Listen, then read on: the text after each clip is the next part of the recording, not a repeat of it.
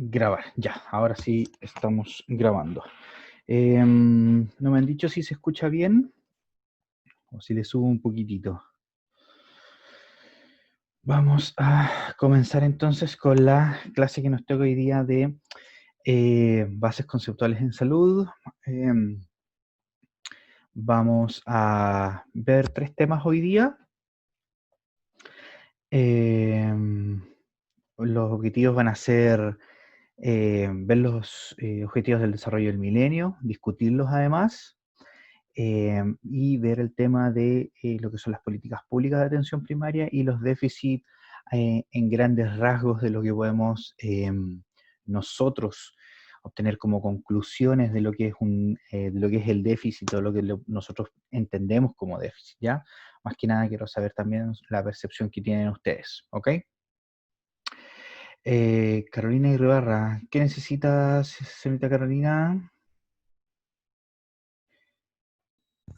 Yo nada, profe. Ah, es que como dijo Había profe, dicho que... No, solo dije que se escuchaba bien. ah, Respondiendo a su perfecto, pregunta. perfecto, perfecto, disculpe. Ujú. Continuamos.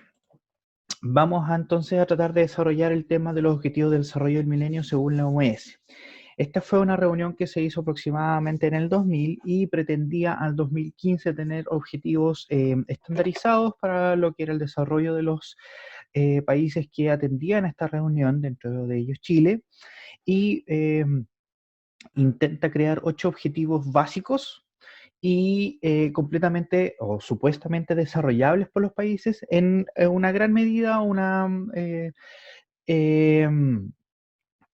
que pudiesen realizarlos en realidad, ¿ya? O sea, aterrizaba esto al contexto que ellos podían y cada país iba a ir adecuándose a esto según lo que ellos pudieran. Pero esto se debía lograr hacia el 2015, ¿ya? Ahora, obviamente, cada país esto lo hace a su propia manera. Hay algunas cosas que algunos países están más adelantados, otros que están menos adelantados, y eso vamos a tratar de discutirlo hoy día, ¿ya? Entonces, a su izquierda tienen los 8 objetivos del desarrollo, que los vamos a enumerar, ¿no es cierto? El primero sería erradicar la pobreza, 2, lograr la enseñanza primaria universal, promover, perdón, la igualdad de los sexos y la autonomía de la mujer, reducir la mortalidad infantil, mejorar la salud maternal, combatir el VIH-Sida y la malaria, garantizar la sostenibilidad del medio ambiente y fomentar una asociación mundial para el desarrollo. Entonces la idea es que ahora vamos a ir discutiendo cómo esto se ha logrado o no se ha logrado y si realmente esto se ha logrado, ¿ya? Entonces, eh, ¿cómo, ¿cómo pretende que se erradique la pobreza y el hambre esta organización en lo que es Latinoamérica o nuestro contexto propio que sería Chile, ¿ya? Entonces, hay muchas propuestas que se pueden hacer. Cada país va a tener su forma ideológica y política de hacerlo, ¿ya?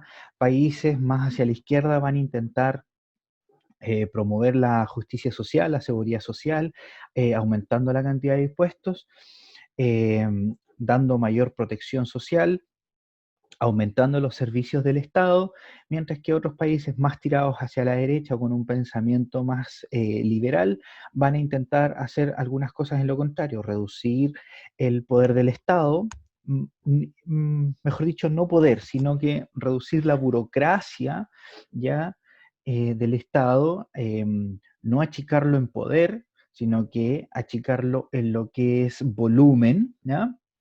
Mejorar el empleo a través de las políticas públicas que promueven el empleo de la parte privada, es decir, bajarle, por ejemplo, los impuestos a las empresas, promover la creación de nuevas empresas, dar subvenciones a empresas chiquititas para que éstas puedan agrandarse, etcétera. Em, Se pudiese también hablar de educación universal, es decir, promover que todas las etapas de educación sean con garantías universales, es decir, obligatorias, que estén dadas por el Estado y que se tenga un acceso, ojalá gratuito en algunos casos, o con un pago reducido para no hacer una carga económica sobre tanto los padres de esos alumnos como después ese profesional recién egresado o ese alumno que recién salió de cuarto medio tenga oportunidades de entrar al mundo laboral rápidamente, ¿ya? Eso lo tenemos que discutir también, ¿Por qué? Porque dependiendo de la ideología que usted tenga, va a decantarse su idea por algunos lados, por uno u otro lado. También se puede quedar en el centro diciendo que se pueden tomar los dos, se pueden tomar buenas ideas de ambos extremos, ¿no es cierto? Y ser algo más centrista, algo más relajado, por decir así, en lo que fuesen políticas de intervención estatal o la liberalidad que se le puede dar a la empresa privada, ¿ya? Entendamos que primero que nada, ningún extremo es bueno. Segundo, estar al centro no significa estar bien, sino que significa ser consensuado entre ambas formas políticas de entender la economía. Y ninguna de ellas va a estar realmente bien si es que no se aplica a una realidad propia, a una realidad, un contexto. Por ejemplo, para poner cosas en contexto, en Alemania y en algunos países europeos, los políticos, la gente del Senado, la gente de los diputados, sí puede trabajar en su profesión mientras es diputado, ¿ya? Es decir, un abogado allá que es diputado puede seguir ejerciendo las leyes. Eso no sucede acá en Chile, se da la exclusividad obligatoria de ser diputado y de ser senador, o sea, debes dejar tu actividad económica para centrarte exclusivamente en con el trabajo legislativo. ¿Por qué tenemos esa razón? Porque nuestro contexto y nuestra idiosincrasia hace entender que el diputado y el senador solamente para ejercer bien su labor puede estar, debe estar el 100% abocado a su labor legislativa y además que con eso suple las no ganancias de hacer su actividad económica y supuestamente evitaría, gracias al sueldazo que tienen, evitaría las presiones externas, las presiones de privados o las presiones de otros grupos económicos, ¿ya? Mientras que en Alemania el concepto se tiene que, primero que nada, los diputados y senadores no ganan tanto dinero en comparación con lo que se gana acá. Y lo otro, que se entiende que esa persona para ser profesional y para estar aterrizado a la realidad nacional debe trabajar, debe entender al pueblo porque trabaja con el pueblo, ¿ya? Ahora, ¿qué pasa si haríamos contraposición? Presiones propiamente tal. No sé si te acuerdas de la ley de pesca que fue promulgada hace unos 8 años atrás y ahora se sabe que muchos de los diputados fueron y muchos de los senadores fueron pagados por empresas pesqueras para que la ley se promulgara. ¿Ya? La ley de pesca es una de las más robadas de las leyes que hemos sabido en los últimos tiempos. Y quién sabe todo lo que hay debajo del tapete. ¿Ya? Ahora, volviendo al tema, ¿qué pasa si eso lo trasladamos, si cambiamos las realidades? La de Alemania la traemos para acá y la chilena la traemos para allá. No hace relación al contexto propio de cada uno. Por lo tanto, todas estas propuestas que pudiesen lograrse de una forma u otra tienen que ser adecuadas a la idiosincrasia de cada país, ¿ya? Después dice, lograr la enseñanza primaria universal. Gracias a muchas políticas que fuimos conversando y también conversamos en el otro ramo de administración, hay muchas políticas que Chile ya llevaba mucho tiempo antes eh, avanzadas, por decirlo propio. No necesitó Chile de una presión extranjera para crear niveles básicos de educación, ¿ya? Acá les pongo el dato, por ejemplo, a mi consideración, lograr la enseñanza primaria universal en Chile ya se logró, y se logró desde hace mucho tiempo con los primeros antecedentes en 1920, donde la educación hasta cuarto básico era derechamente obligatoria, ¿ya? Eso no quiere decir que había mucha gente que no asistía al colegio, sino que por ley se estableció que debías asistir hasta cuarto básico, ¿ya? Eso fue expandido en 1929 hasta sexto básico y finalmente en 1965 se hizo la obligatoriedad de asistir hasta octavo básico, ¿ya? Ahora, eso es lo que se debe cumplir en el papel. Sabemos que el papel también da para muchas cosas, ¿ya? Pero Lo que establece propiamente tal la ley es una obligatoriedad y una gratuidad de primero a octavo básico, ¿ya? Sin perjuicio de que pueden haber instituciones privadas en las cuales los padres pueden decidir enviar a sus hijos allí y cumplir con esta ley de tener a los chiquillos hasta octavo básico, al menos en educación, ¿ya? Si el padre no puede pagar, obviamente el Estado en todo caso debe dar educación básica eh, para lograr, obviamente, con este objetivo, ¿ya? Después dice, promover la igualdad de sexo y la autonomía de la mujer, ¿ya? En Chile, lamentablemente, nuestro concepto de lo que es el machismo, de lo que es el patriarcado, nos deja bastante atrasados de países mucho más progresistas, ya todo lo que sería Islandia, Noruega y todo eso, está muy avanzado en lo que es la igualdad de género, y en Chile recién, yo diría recién, y por eso se los puse aquí, con la creación del Ministerio de la Mujer, recién se empieza a subir a este tren de igualdad, ¿ya? Para mí antes no habían reales avances en cuanto a la equidad de género, ¿ya?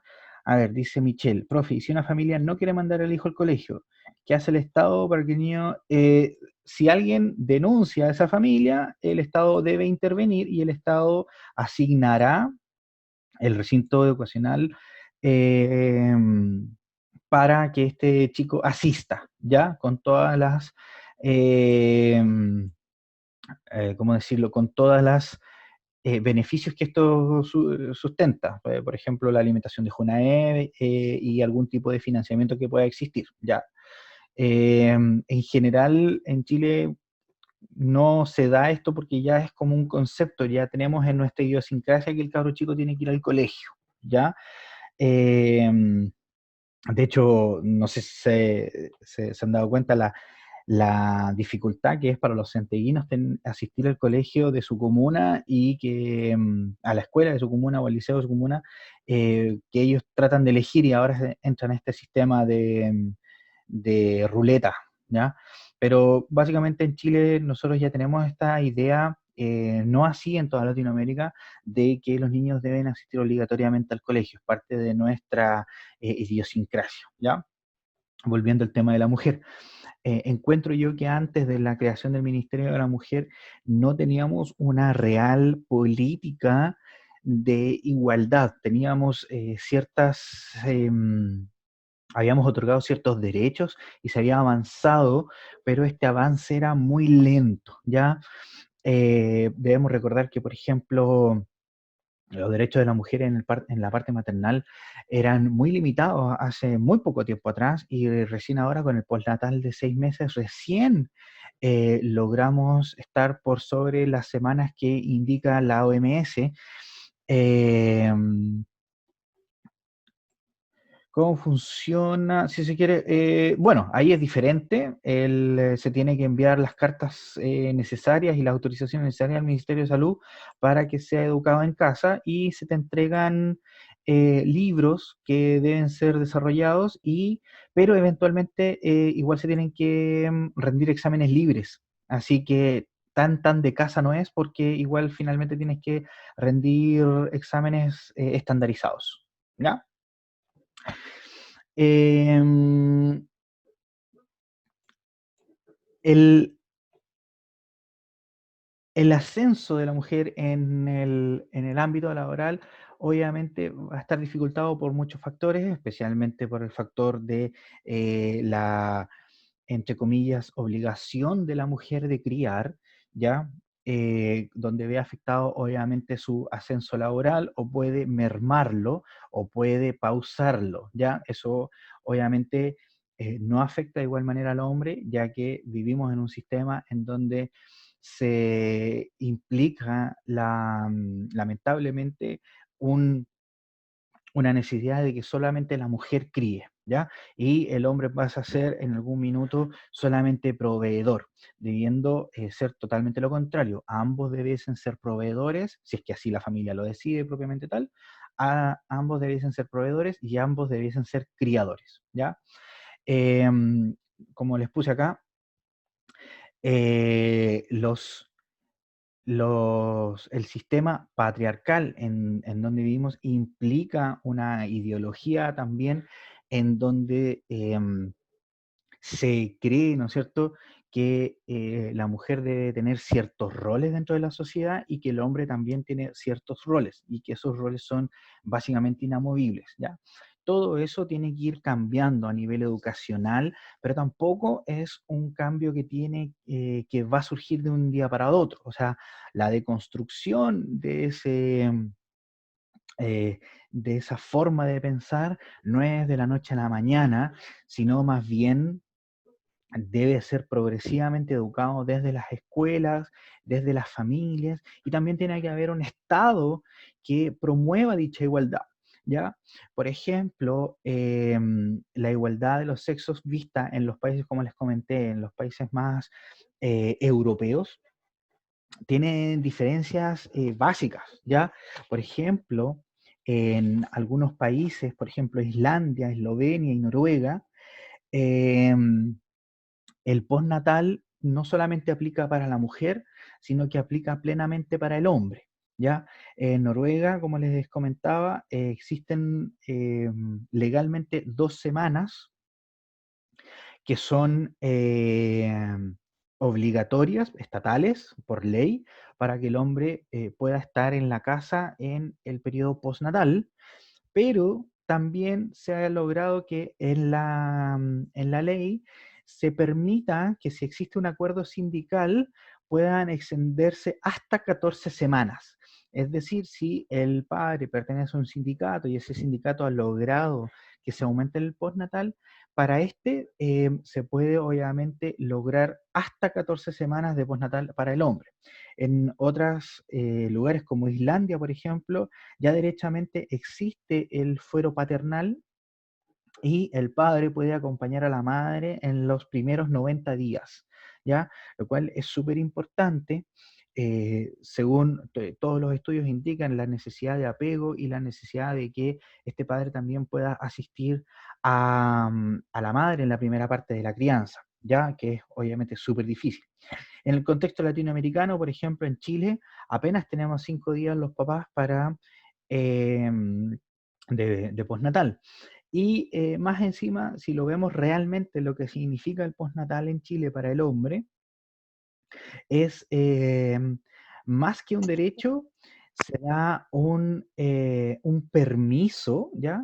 Pero para que uno haga todos los trámites legales. En esos 5 días te gastas, eh, te gastas y te desgastas haciendo trámites legales de llevar los papeles a FONASA, de llevar los papeles al registro civil, de que te falta un papel y tienes que llevarlo a la caja en compensación, de que tienes que ir a pagar lo que faltó, lo que no cubría la ISAPRE, etcétera. ¿Ya?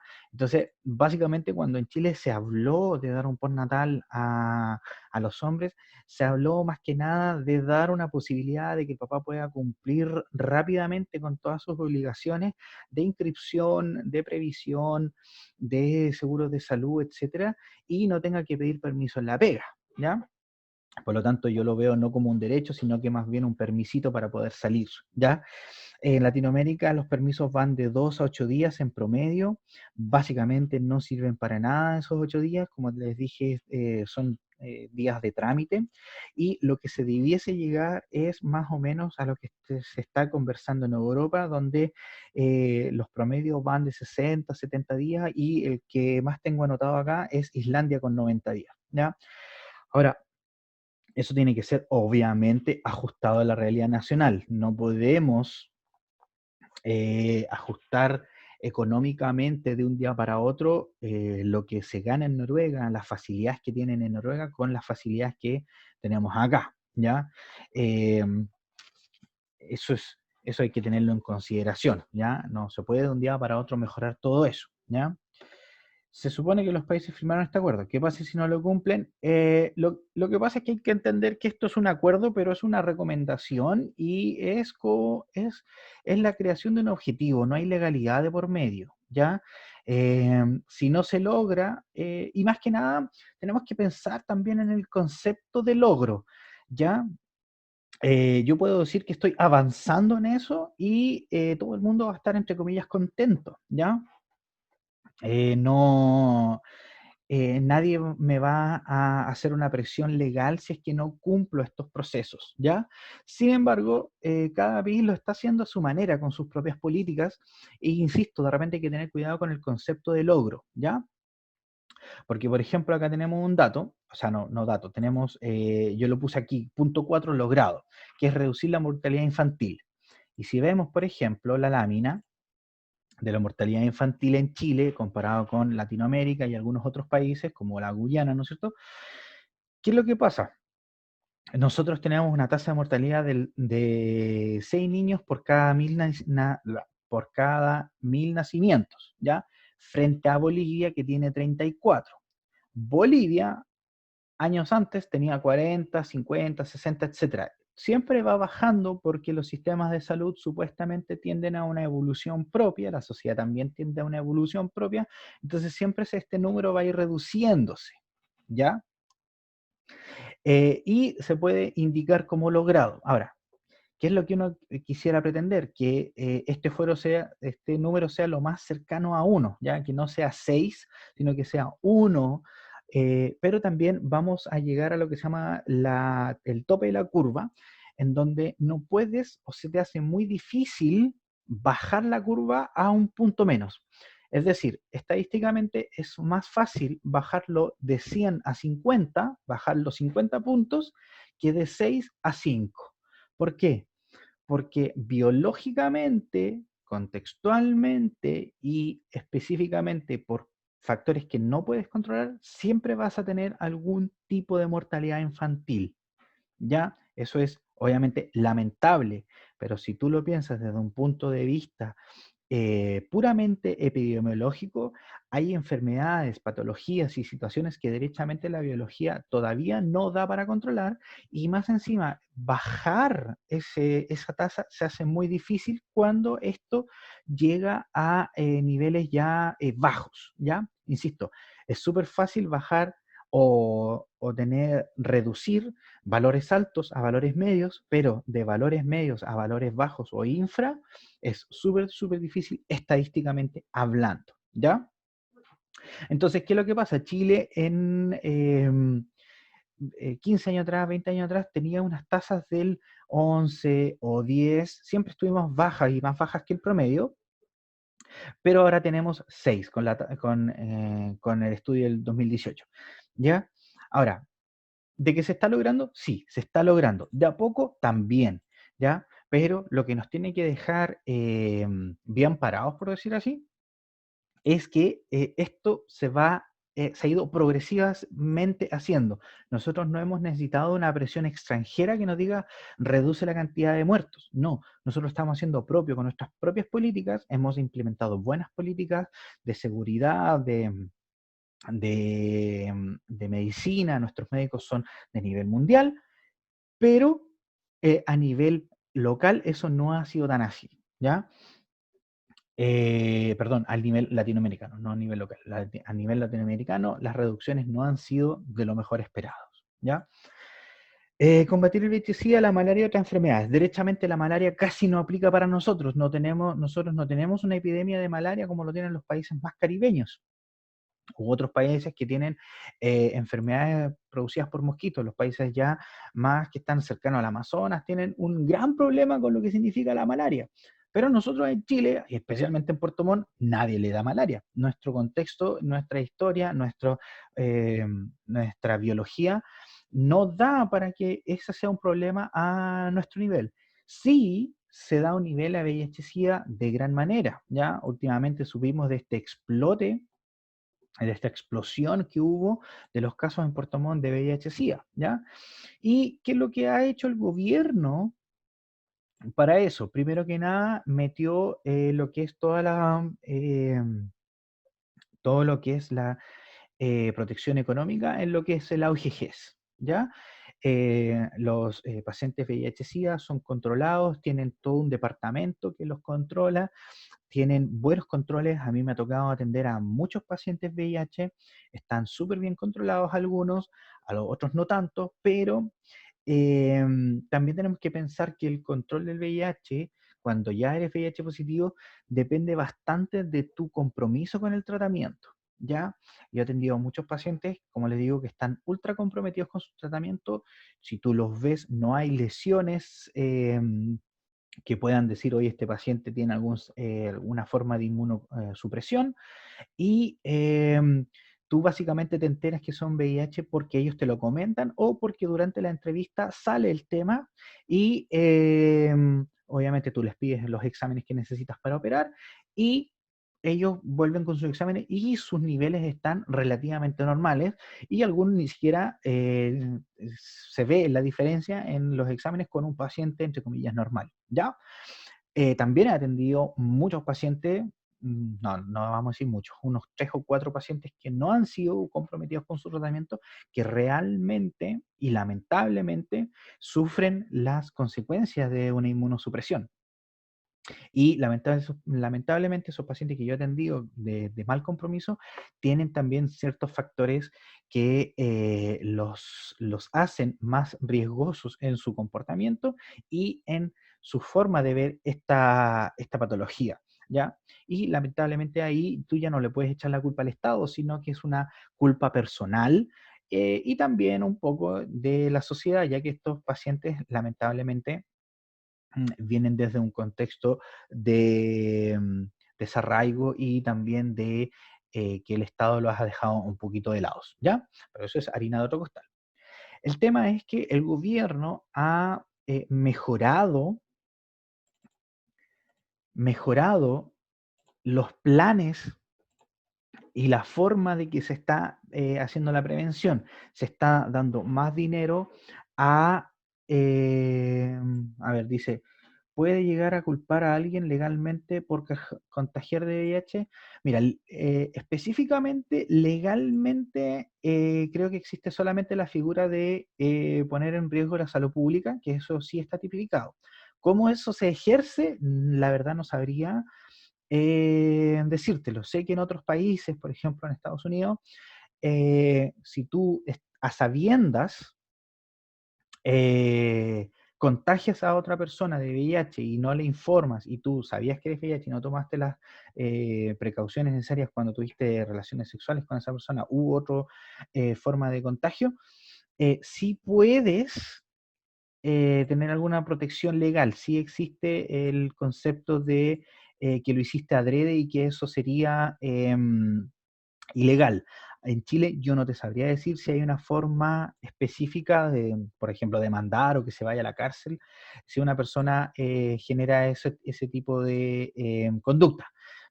Lo único que te puedo comentar es básicamente lo que se está dando ahora, que por protección de la salud pública sí puede ser confinado en tu casa o puede ser llevado a tribunales por el concepto de atentar contra la salud pública, ¿ya? ¿Qué es lo que ha hecho el gobierno? Como les digo, ha mejorado en los planes de prevención, ha dado más dinero a la prevención, dado más dinero a lo que significa la educación de la prevención del VIH-Sida, también ha implicado mayores controles, hacer que los servicios de salud y los APS tengan más y mejores formas de trabajo con los VIH y por lo tanto también se considera que estamos avanzando, ¿ya?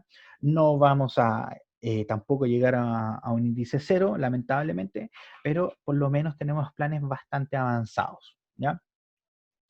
Eh, punto 7, garantizar la sustentabilidad. Es sustentabilidad, no SOS. Disculpen. La sustentabilidad del medio ambiente. ¿Ya? ¿Y cómo hacemos eso? ¿O cómo lo ha hecho Chile? En 2010 se crea el Ministerio del Medio Ambiente, eliminando lo que era la CONAMA. La CONAMA no daba abasto, no tenía la burocracia suficiente y peor aún tenía una burocracia mala. Y esto no permitía un buen control y además que no tenía tantas atribuciones la CONAMA. Se cambia eso, se genera el Ministerio de Medio Ambiente y además se crean los tribunales ambientales que van a tener jurisdicción sobre todas las demandas que puedan existir en favor del medio ambiente. Tenemos en Valdivia el tribunal ambiental más cercano, ¿no es cierto?, donde se van a dirimir todas las ilegalidades, o supuestas, mejor dicho, ilegalidades en contra del medio ambiente. Eso, por ejemplo, en países como Estados Unidos, derechamente no existen dichas atribuciones, existen leyes, obviamente, para el cuidado, para cómo se tiene que hacer una empresa, pero básicamente la iniciativa privada tiene que hacer de todo de buena fe para que... para desarrollar su actividad económica, ¿ya? Acá en Chile no, acá tenemos tenemos bastantes restricciones. Eso no quiere decir que lo estamos haciendo ultra perfecto, para nada, nos queda mucho por hacer, pero por lo menos tenemos estos dos antecedentes de la creación de tribunales ambientales y la creación de un ministerio que siempre va a promover dicha, dicho punto, ¿ya? Y finalmente nos queda... el último punto, que es algo bastante etéreo, pero tiene bastante necesidad, ¿ya? ¿Por qué? Porque eh, la única forma en que nosotros nos integremos es crear esta necesidad de amistad. Y se crearon 5 puntos, como salen ahí, que van a intentar em, mejorar esta asociatividad que debiese haber, ¿ya? Entonces, el primer punto dice que se debe desarrollar más aún el sistema comercial y financiero. Es decir, nosotros tenemos que integrarnos más en Latinoamérica, crear mejores y más tratados que permitan un comercio más libre. Ese comercio más libre va a promover que se generen mejores actividades económicas en cada uno de los países y económicamente mejor en dichos países, entendiendo que la mejora económica finalmente igual va a promover el desarrollo social del país. También atender a las necesidades especiales como los países menos adelantados, debiese ser deber latinoamericano que nosotros no explotemos al vecino, sino que ayudemos al vecino, no nos aprovechemos de su baja capacidad económica o de su baja capacidad, no sé, por ejemplo, militar o de su baja capacidad de control de fronteras, para que nosotros no, para que nosotros nos desarrollemos y ellos también, ¿ya? El punto C dice atender a las necesidades especiales de países sin litoral y de pequeños estados insulares en desarrollo.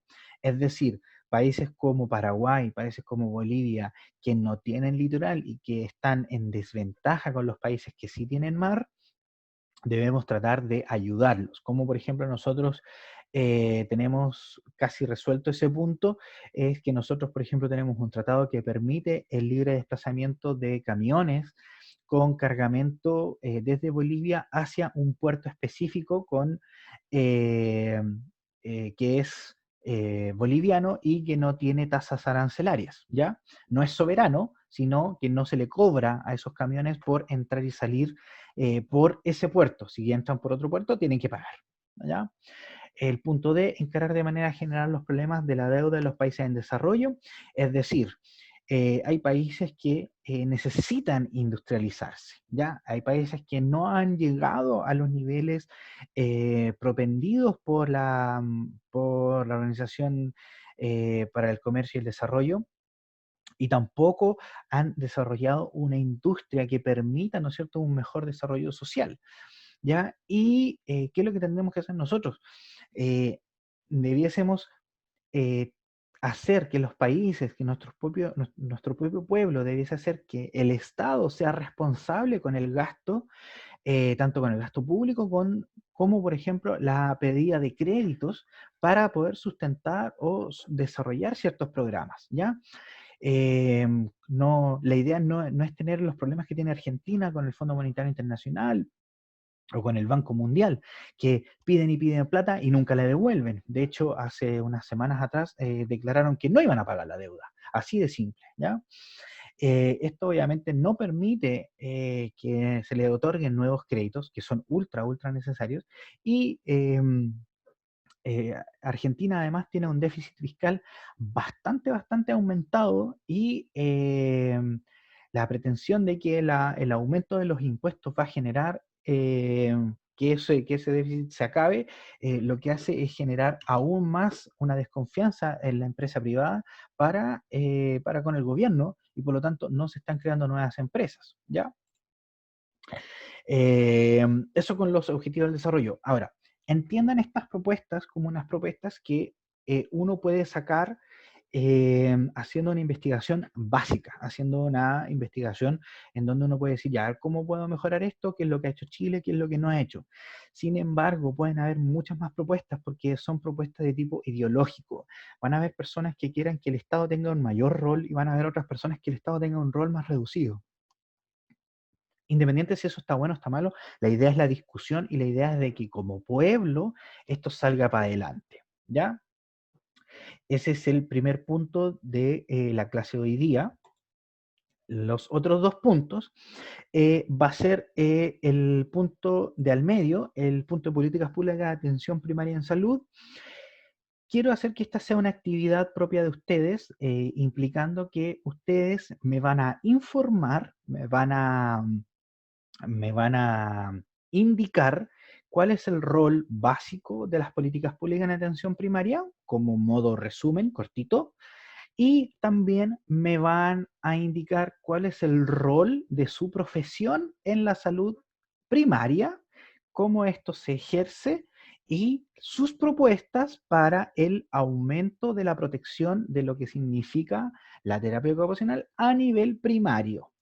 Por ejemplo, pongamos el ejemplo extremo, no existe trabajo en salud pública del terapeuta ocupacional. Sabemos que eso no es así, pero pongamos el ejemplo. Usted tiene que hacer una propuesta de que esto debe ser así, en el hospital debe ser así, debemos contar con este recurso y se va a promover, por ejemplo, la especialización del terapeuta hacia cierto lugar, ¿ya? Entendiendo que en el hospital no pueden estar solamente los generalistas, sino que tenemos que tener un gran número de especialistas, ¿ya? Y eso lo vamos también a conversar después, ¿ya? Esto dice aquí trabajo autónomo informe, no significa que me tienen que hacer un informe, sino que este trabajo que va a hacer, esta investigación chiquitita, va a servir para su informe final, que es su última nota, ¿ya? Por eso tiene que desarrollarlo. Ya. Y lo que vamos sí a ver ahora son los déficits del sistema de salud chileno, ¿ya?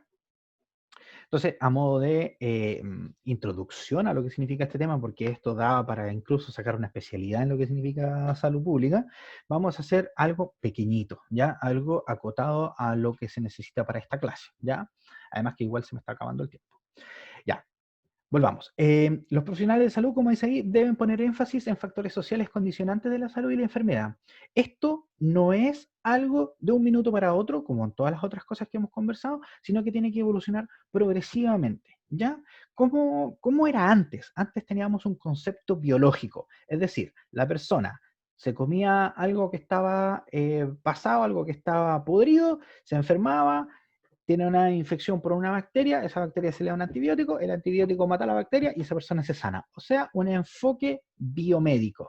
Es decir, persona enferma, tiene una enfermedad infectocontagiosa, yo le doy una pastilla, le doy un tratamiento y esa persona se mejora. Estamos hablando de 50, 60 años atrás, donde teníamos un enfoque enteramente infectocontagioso. ¿Por qué? Porque el contexto social y de la época era que las personas se morían de cólera, se morían de tifus, se morían por algún tipo de diarrea, se morían los cabros chicos por no contar con los alimentos necesarios o no contar con los tratamientos necesarios para sopesarle una deshidratación severa, ¿ya? Sin embargo, eso cambió en algún minuto de nuestra historia y empezó de un enfoque infectocontagioso a un enfoque ya más crónico, ¿ya? De pacientes que están sobrepasando la expectativa de vida, pero ahora se están transformando en personas con patologías crónicas y las patologías infectocontagiosas se eliminaron considerablemente, ¿ya? Nosotros teníamos un modelo eh, que era implementado sobre un individuo. Y ahora tenemos un modelo que se implementa sobre la familia, y es ahí donde nace el modelo de atención de salud familiar, ¿no es cierto? Que también fue una recomendación de las propias juntas de salud pública, donde aportaron médicos, enfermeros y etcétera, para cambiar esta forma de trabajo, cambiar a un enfoque más colectivo, ¿ya? Ahora, eso no es de un día para otro, ¿ya? Eso también implica un cambio en el paradigma y un cambio en la percepción de las personas, un cambio educacional en las personas. Si tú vas a ciertas localidades, cualquier cosa que el paciente tenga, implica ir al hospital. No sirve ir a la posta. Ese es como el concepto que se tiene, como que en la posta, en la estación médico rural, no se resuelve absolutamente nada y no sirven para nada. Y yo tengo que ir al hospital porque esto solamente se resuelve en el hospital. Y eso es algo que tenemos que erradicar. Después vamos a ver de dónde sale eso, ¿ya? El modelo de salud familiar o el modelo de atención que tenemos nosotros se sustenta en la teoría social cognitiva, que implica que si yo a una persona le digo que cambie de hábitos, esa persona va a entender, supuestamente, y bien entre comillas, va a entender que tiene que cambiar sus hábitos, va a entender que tiene que mejorar sus hábitos y va a propender hacia una autocuración, ¿no es cierto? Va a propender a tener autocuidados, y esos van a generar un estado de salud mejor que el que tenía que cuando llegó, ¿ya? Entonces, a modo de progreso, iniciamos el siglo con un modelo biomédico, persona enferma, persona sana, ¿ya? Eso obviamente cambia hacia un modelo biopsicosocial, donde entendemos que hay factores sociales, hay factores psicológicos del paciente, del o la paciente, y esos van a enfrentarse y van a tener que mejorarse a nivel local. Es decir, vamos a atender un consultorio donde mi médico me va a conocer, el ginecólogo me va a conocer, el oftalmólogo que de tecnología médica me va a conocer, etcétera. Todos me van a conocer y van a tener acceso a mi ficha y van a entender el contexto en donde yo me estoy desarrollando, y bajo ese contexto me van a ayudar, ¿ya?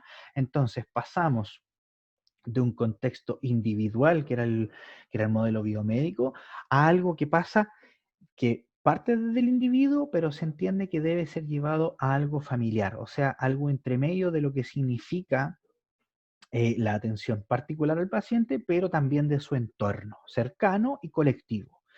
Y lo que promueve y lo que van a leer en unos papers que yo les voy a dejar, es que tenemos que pasar de un modelo de atención biopsicosocial a que el Estado entienda cuáles son las determinantes en salud, y esos determinantes en salud no solamente van a ser tu familia, sino que van a estar dentro de un colectivo y también dentro de una sociedad. Es decir, si el Estado no me da educación de calidad, no se puede pretender de mí que tenga una buena educación, y por lo tanto no se puede pretender de mí de que yo logre una buena salud, ¿ya? Los determinantes en salud se manifiestan de la siguiente manera. La persona que está aquí al centro, que va a tener factores de edad, sexo y factores hereditarios, tiene cierta influencia sobre su salud. Después van a haber una influencia de los estilos de vida, va a haber una influencia de nuestras redes comunitarias y nuestras redes sociales, ¿no es cierto? Pero tenemos que entender, y este es lo importante, uno de los últimos círculos, es que van a haber una influencia de, por ejemplo, nuestra educación, cómo es nuestro entorno laboral, qué es lo que va a pasar cuando estamos sin empleo, la necesidad de agua potable, cómo son y de qué calidad son los servicios de salud, y en general el último círculo habla de factores socioeconómicos, factores culturales y factores del ambiente, ¿ya? O sea, cómo nosotros estamos insertos dentro de este mundo. Y por ejemplo, en Canadá se hizo un estudio donde em, se hablaba de qué impacto tenían estos determinantes en la salud del individuo, ¿ya? Se sabe entonces, o se concluyó en dicho estudio, ya que esto se tienen que entender que esto es una recomendación o un estudio propio, no significa que sea absolutamente real, pero se concluyó en ese estudio que la salud de la persona estaba determinada y inviolablemente por un 15% de aspectos genéticos y aspectos biológicos. O sea, mi salud va a estar solamente afectada en un 15% del cómo soy, ¿ya? Va a haber un... el ambiente físico va a implicar, acá abajo les dejo el paper para que lo puedan leer a cabalidad, ¿ya? Pero para que lo tengan en consideración, el sistema de salud y el factor ambiente solamente aportan un 35% de lo que implica nuestra salud, ¿ya? Sin embargo, el ambiente social y económico, según este estudio, aporta el 50% de los factores que determinan nuestra salud. Es decir, nuestro entorno mayor va a implicar un efecto directo sobre nuestra salud individual, familiar, colectiva y social, implicando que toda la protección que tengamos en salud a nivel estatal y a nivel económico va a implicar una perdón, un gran factor en nuestra salud, ¿ya? Bueno, los niveles de atención en salud, eso lo tiene que saber ya más que sabido. La pregunta es, ¿dónde va a trabajar usted o cómo se va a desarrollar usted? ¿Se va a desarrollar como generalista? ¿Se va a desarrollar como especialista? ¿Se va a desarrollar dentro del ámbito de la salud pública? Etcétera, ¿ya? Y aquí podemos tener y aquí tenemos como en Chile nos estamos diferenciando en el nivel primario, secundario y terciario de salud y qué es lo que implica cada uno de estos niveles, ¿ya? Ahora, vamos a hablar de los déficits. Aquí voy a pedirle a Nicolás, a ver si está Nicolás, a ver si no se quedó dormido. Parece que no está. No, no está. Entonces a la Constanza. ¿Estás por ahí, Constanza?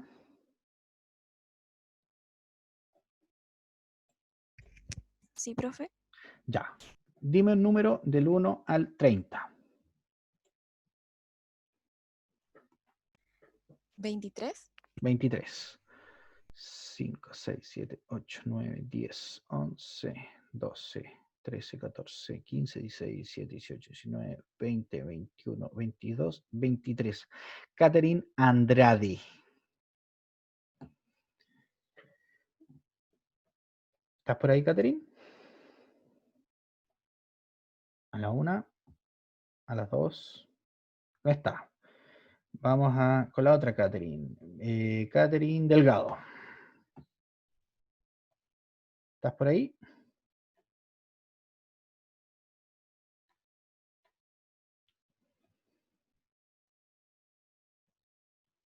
Tampoco.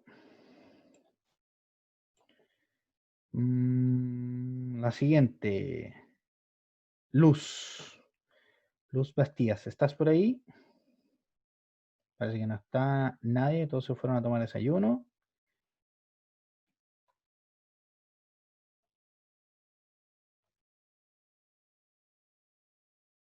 Ya, parece que no está nadie. No vamos a poder desarrollar esta actividad como queríamos. Vamos al siguiente punto.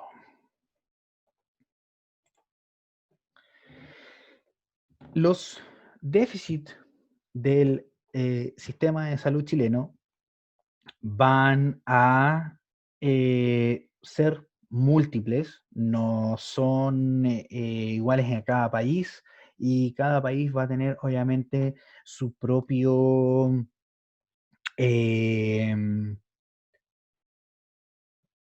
más que nada sus propios problemas y esos problemas no son iguales no son igual de enfrentados ni tienen eh, no tienen el impacto igual que tienen otros, que tienen en otros lugares, ¿ya? Los déficits van a ser obviamente de cantidad de recursos económicos, cantidad de recursos humanos, que los insumos no son suficientes. Y eso todo tiene que ver con los recursos que se están eh, dando a nuestro hospital o a nuestro consultorio, ¿ya? Van a implicar, por ejemplo, no todos los tratamientos están dentro del auge, por lo tanto no todos los tratamientos van a estar protegidos económicamente, y por lo tanto no van a estar protegidos en el ámbito de temporalidad en donde deben ser atendidos dichos problemas. Vamos a tener un problema de la derivación de horas, es decir, nosotros vamos a pedir una hora para oftalmólogo y vamos a tener básicamente hora para 2 años, Por ejemplo, para dental, las horas para endodoncia son de edad de un año para otro, y eso obviamente no debiese ser así.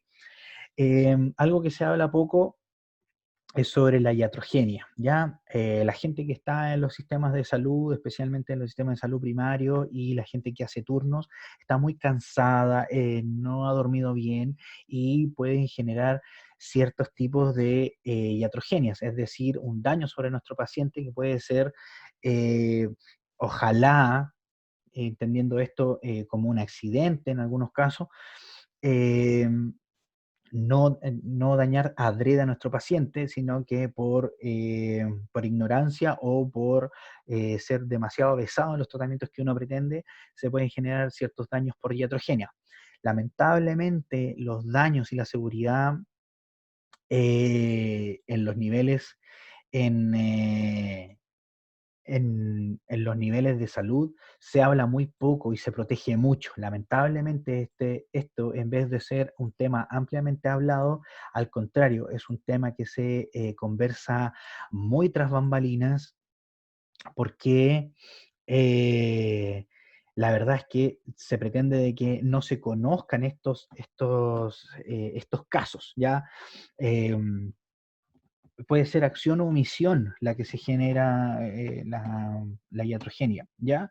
Y por tanto, también tenemos que discutir en algún minuto cómo es el nivel de iatrogenia en los servicios públicos, pero también en los privados, ¿ya? No puede ser que, por lo demás, son los mismos médicos, son las mismas enfermeras que tienen en los dos lugares, no estamos hablando de personas diferentes, ¿ya?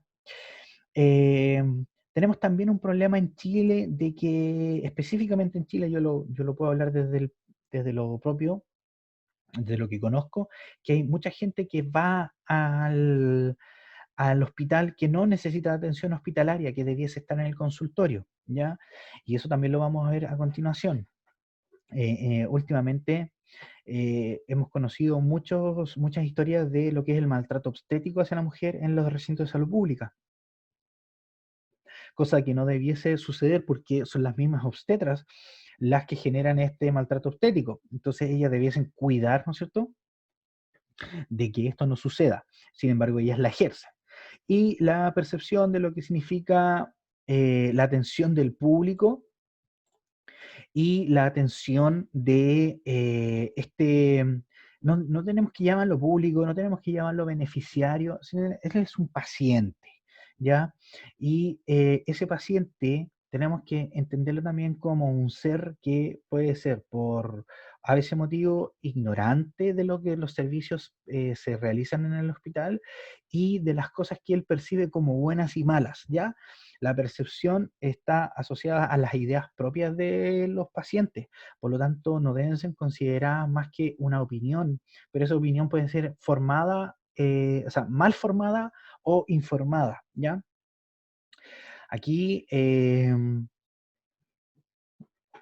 tenemos también uno de los déficits en un paper que van a tener que leer, se habla del hospitalocentrismo, esta idea de que solamente se me van a solucionar los problemas si voy al hospital. Esa es la percepción que tienen los pacientes, que lamentablemente se ha inculcado en los pacientes y que no hemos sabido mejorar tampoco como Estado, porque es el mismo Estado que él habla de políticas públicas y lo único que hace realmente es construir un hospital, entendiendo que la construcción de un hospital es súper buena, pero no ayuda o no elimina los problemas de salud, de la salud de la población, solamente da acceso, y el acceso es uno de los problemas de salud de la población, no el único, ¿ya? O no la única forma de atender a los problemas de salud, ¿ya?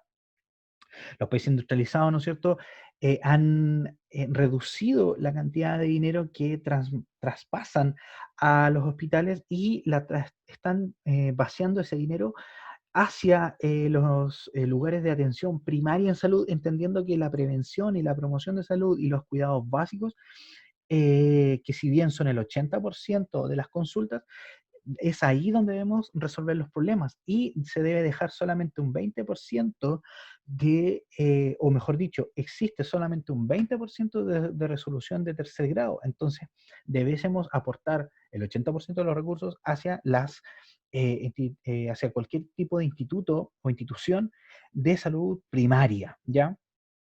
Eh, tenemos también la tendencia a nivel mundial, solamente en pocos países se da lo contrario, de que desarrollamos sistemas en torno a lo que es el hospital, el hospital como centro de todo lo que significa salud pública, en vez de esto llevarlo hacia la localidad, ¿ya? Por lo tanto, tenemos la idea de que solamente el hospital se resuelven los problemas, tenemos que solamente los hospitales son buenos y que en consultorio pasa a ser un parche, y es totalmente lo contrario, ¿ya? También los médicos, Scarlett levantó la mano, cuénteme.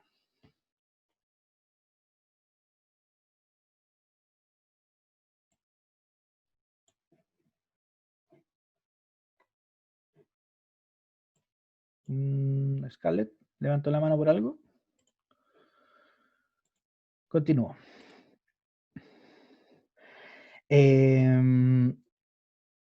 Los propios médicos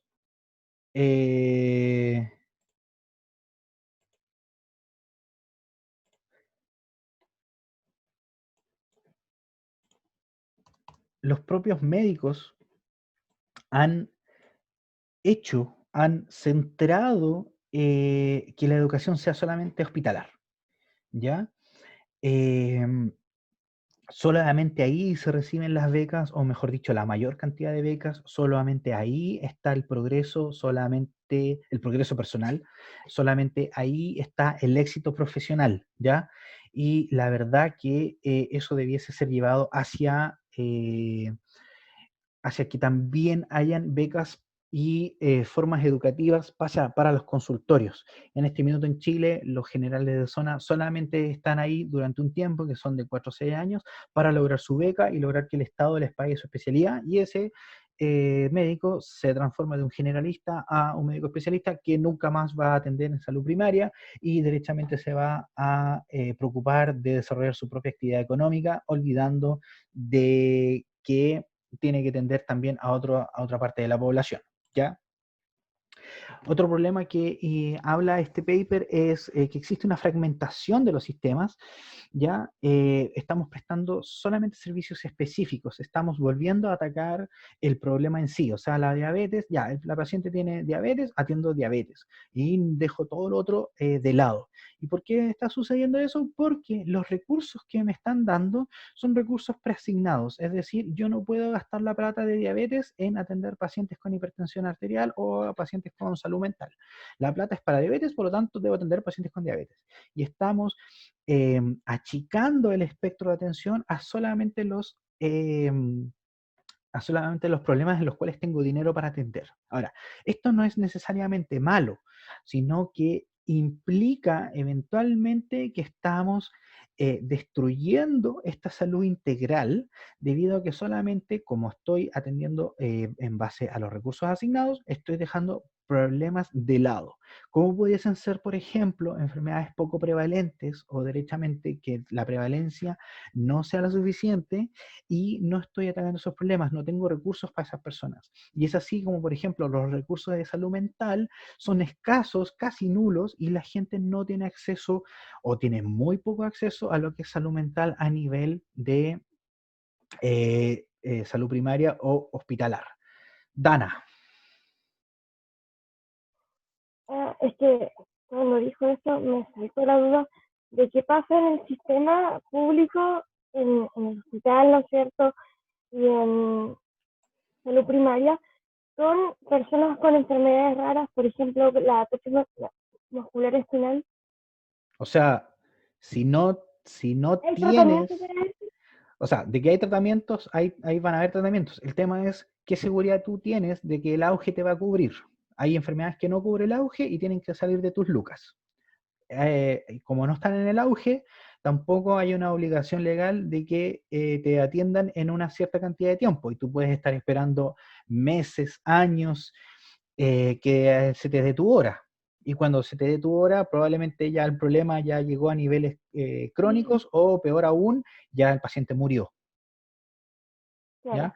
Lamentablemente tenemos esa idea de que como tenemos los recursos preasignados, como dice la lámina, no tenemos una forma de agarrar estas enfermedades que no están en los planes de salud y que finalmente nadie se hace cargo. Si eso es el problema, es que nadie se hace cargo de ese problema. El médico no puede tampoco hacerse cargo de él porque él es una persona única que está atendiendo a otra persona única y no hay un sistema que Claro, proteja a ninguno de los dos. ¿Me entiendes? ujú. ¿Ya? Sucede lo mismo con el comité de trasplante de médula, por ejemplo, cuando la persona no puede ser trasplantada y te mandan a morir a tu casa con tratamientos paliativos, ¿funciona de la misma manera que estás diciendo acá? Derechamente, ese es uno de los ejemplos y de los muchos ejemplos que hay de la inequidad y que hay de la desprotección que genera el Estado hacia la salud pública.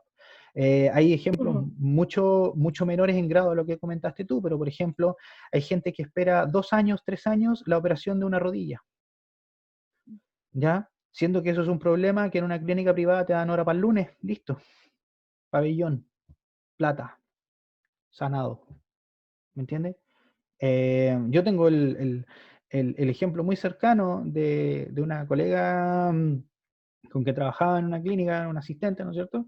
Que su hijo estuvo esperando 3 años que le operaran de la rodilla.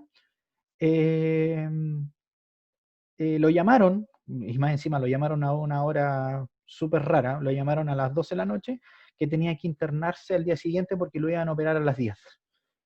Y tuvo que mover cielo, mar y tierra para llegar en 2 horas al hospital y poderse hospitalizar y operarse, porque si no tenía que esperar 3 años más. ¿Me entiendes? ujú. Y así, es un ejemplo súper chico y básicamente eh, miserable frente a todo lo que está pasando en el país. O sea, gente se muere esperando no solamente trasplante de médula, sino que esperando tratamientos, esperando pastillas, ¿ya? Y el Estado no se hace cargo, ¿ya? Y no puedes pretender que una pastilla que cuesta 300, 400 lucas, importarlas, las absorba una familia. No hay bolsillo que aguante ese tratamiento, ¿me entiendes? Eh, Hace poco, unos 10 años atrás, nació la ley Ricarte Soto, pero cuando ya el tipo se murió, ¿me entiendes? Y Eh, no eh, lo queda tampoco. Claro, entonces finalmente tú quedas de brazos cruzados. Lamentablemente, aquí como pueblo nos toca presionar, ya sea como sea, mediante protestas incluso, para que la salud pública sea decente al menos. ¿Ya? Lo que pasa es que yo siento que hay un problema porque la gente tiende a creer que la creación de una ley va a solucionar el problema cuando en realidad no es así. Bueno, esa es una forma de solucionar el problema, no la única, como dices tú. Pero a modo práctico, claro, no necesitas una ley, necesitas que el propio ministerio se ponga las pilas e implique el mejoramiento del auge, o derechamente cambie el auge no a algo de patologías. Nosotros tenemos en este minuto 80, 90 patologías del auge, siendo que deberían ser todas las patologías que uno presente debiesen estar cubiertas por el sistema GES, ¿me entiendes? Pero eso económicamente no es factible de la noche a la mañana. Lamentablemente, eso implica que hay gente que se queda sin atención. Y eso es lo que no puede suceder. Espero haberte respondido la consulta. Vamos a la última parte de lo que significa las deficiencias en base a este paper que les voy a comentar, que es el tema de la mercantilización, ¿ya? Últimamente, o los últimos 30 años, si uno quisiese pensarlo así, la gente está tratando de migrar de FONASA a ISAPRE solo por un tema de que ahora realmente, gracias a los esfuerzos económicos familiares, ¿no es cierto? Ahora sí se puede costear una salud privada y eso implica que los pacientes están migrando innecesariamente de FONASA a ISAPRE, ¿ya? Y eso va a implicar que se esté mercantilizando el cuidado de salud. Eso va a implicar, ¿no es cierto?, que los operadores de salud, que serían las ISAPRES, están dándose cuenta de este proceso y ¿qué es lo que están haciendo? Están ofreciendo planes de salud, que son planes más económicos. Esto estamos hablando de quién ofrece un plan de celular, que te ofrezco esto, que tiene esto y que no tiene esta otra cosa, ¿ya? Y se le está ofreciendo a la población planes de salud que probablemente tienen provisiones, o sea, es decir, tienen cierta protección en algunos temas de salud que quizás no sean tan necesarios y estamos dejando de lado otros temas de salud. O sea, no le cubrimos, por ejemplo, las ISAPRES poco o nada cubren la toma de exámenes, y siendo que son absolutamente necesarios para el diagnóstico definitivo. Y estamos dándole, por ejemplo, al paciente le estamos diciendo, usted tiene un plan básico, pero tiene consulta oftalmológica. Y si bien es súper importante, la consulta oftalmológica no es tan importante para la parte primaria de salud, que es el diagnóstico, que me cubran que yo me vaya a tomar los exámenes a un recinto privado y esos exámenes estén cubiertos, ¿ya? Que yo esté protegido económicamente para que me puedan tomar los exámenes, ¿ya? Entonces, se está dando esta idea de que básicamente yo tengo como un plan de salud y no puede ser eso, no podemos tener, la salud no es un plan de telefonía en donde tenemos mensajes gratis o tenemos cama gratis, pero no solamente si no te cubren el cáncer, etcétera, etcétera, ¿ya? Se está dando también bajo sábanas, ¿no es cierto?, que hay un abuso de procedimientos y cirugías que no son necesarias, ¿ya? Y eso se da específicamente en Chile, por ejemplo, que tenemos el tercer lugar en cesáreas. ¿Por qué? Porque a ese médico, a esa institución de salud privada, se le paga más por ese servicio. Entonces se propende a que cualquier tipo de parto sea atendido con cesárea. No bajo la estricta necesidad de que biológicamente sea necesaria hacer una cesárea, sino que es más que nada una decisión económica. Y eso es, por lo menos, lamentable. ¿Ya? Justo estamos en la horita para que yo les voy a dejar 3 papers. Son de lectura para que les ayude a lo que tienen que desarrollar en la tarea que se les indicó en esta lámina. Y también les va a ayudar para que desarrollen el informe, ¿ya? No es, siempre me preguntan, ¿es con nota? No. ¿Lo voy a controlar? No. Usted es un alumno en buen chileno. Vamos a dejar de grabar, porque ya no... ¿dónde está el botón? Profe, pero tal vez, Ya. Botón. Ya.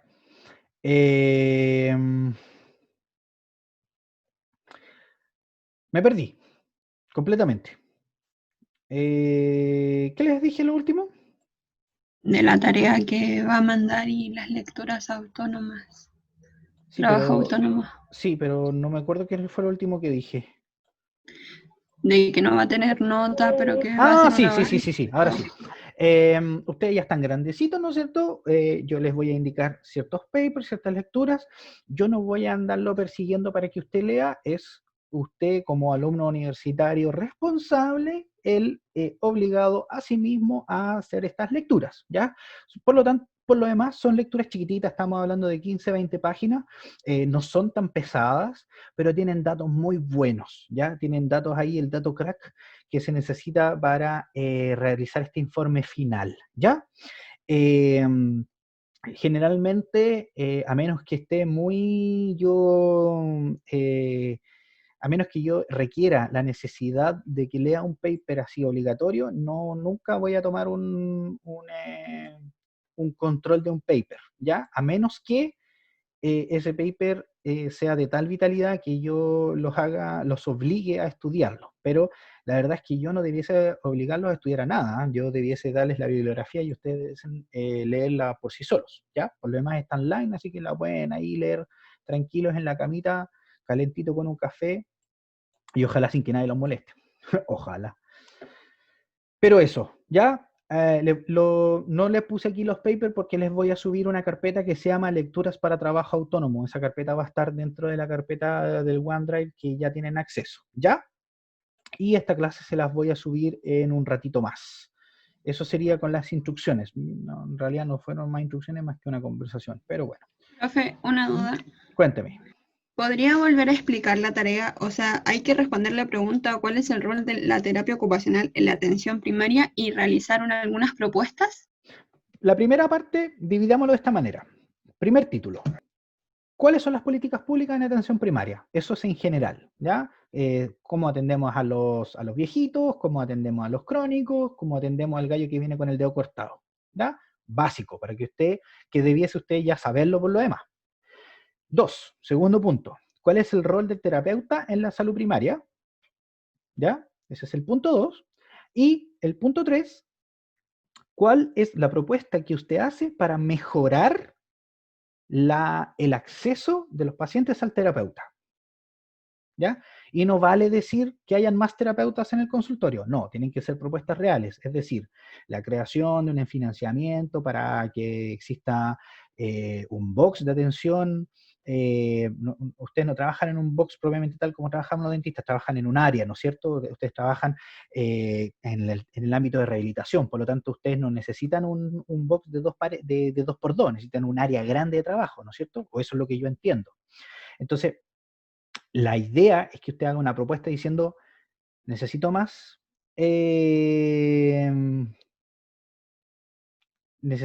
terapeutas y esto lo voy a hacer de esta manera, ¿ya? Esa es Sí, profe. Muchas gracias. Esa es, no digámosle tarea porque la tarea siempre es evaluada. Esta es un trabajo, ¿ya? Este es un avance que usted va a hacer, ¿cómo decirlo?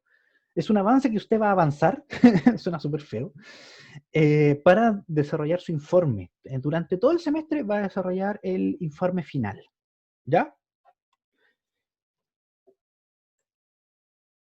Y nada de eso va a ser evaluado hasta que usted me entregue el informe, ¿ya? Profe, una consulta quizás súper tonta. ¿Ya? Pero, ¿esto es con el grupo o Siempre individual? grupo, siempre grupo, Ya. siempre grupo. Muchas gracias. Yo se lo había mencionado a los delegados, pero igual para que quede claro, de ahora en adelante, tanto en bases como en administración, vamos a trabajar con esos 6 grupos. Todo lo que sea de informes, trabajos, avances, whatever, todo grupal, ¿ya?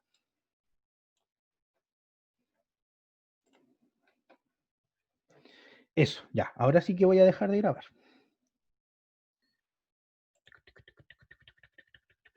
¿Dónde está? Detener grabación.